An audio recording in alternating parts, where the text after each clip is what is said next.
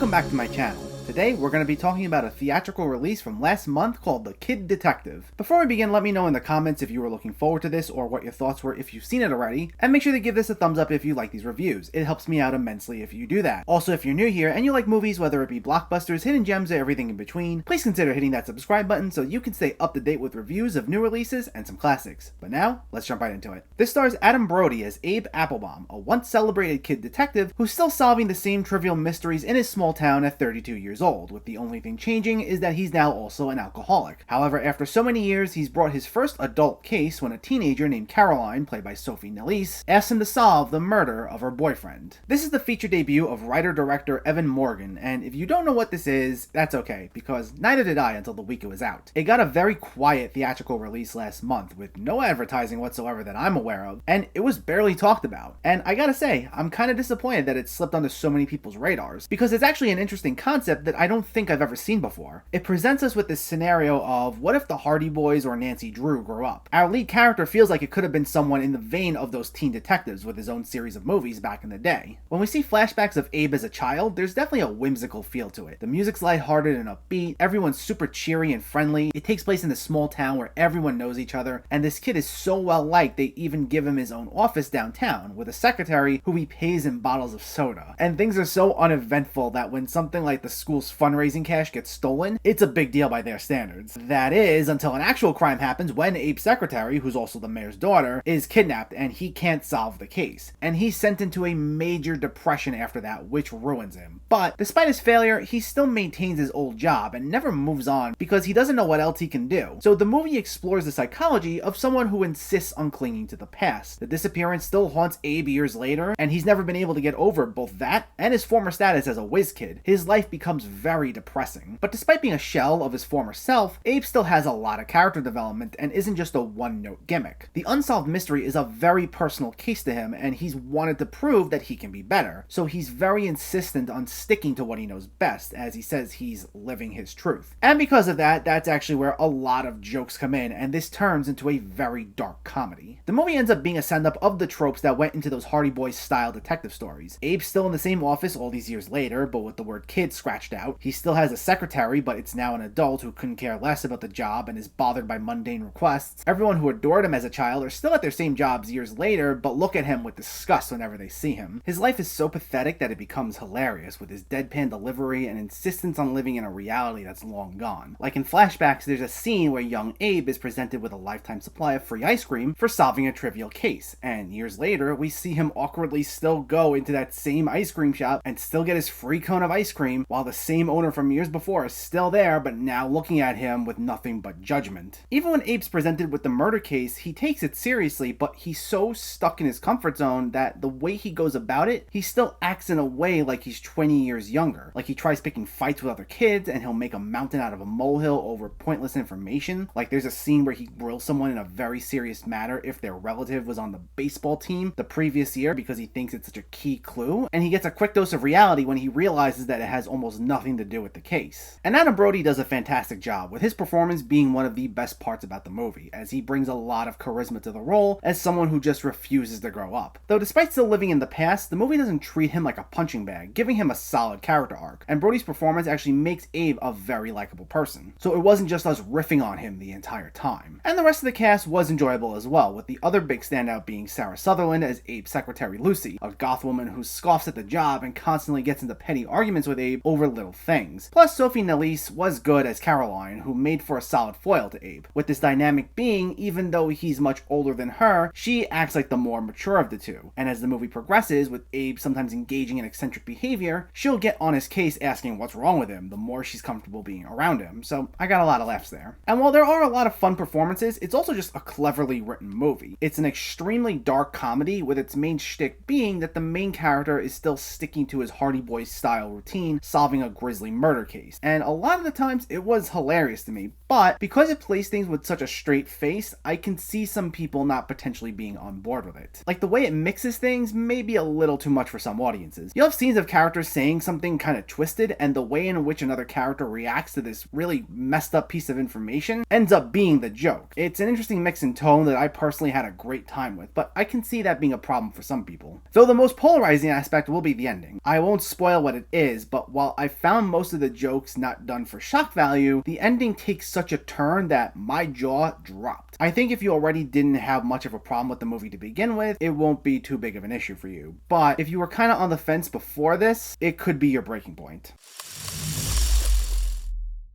I had a lot of fun with this. It has one main shtick, which is telling a dark murder mystery in the style of an old school teen detective story that's played for laughs most of the time, but I thought it worked really well, and even with its gimmicky premise, we still get a lot of solid character development out of it. It has some great writing and a charismatic performance by Adam Brody that made this an enjoyable time. I was late to this review, so I think it's already out of theaters, but as soon as it hits VOD, definitely check it out. The Kid Detective gets an 8 out of 10.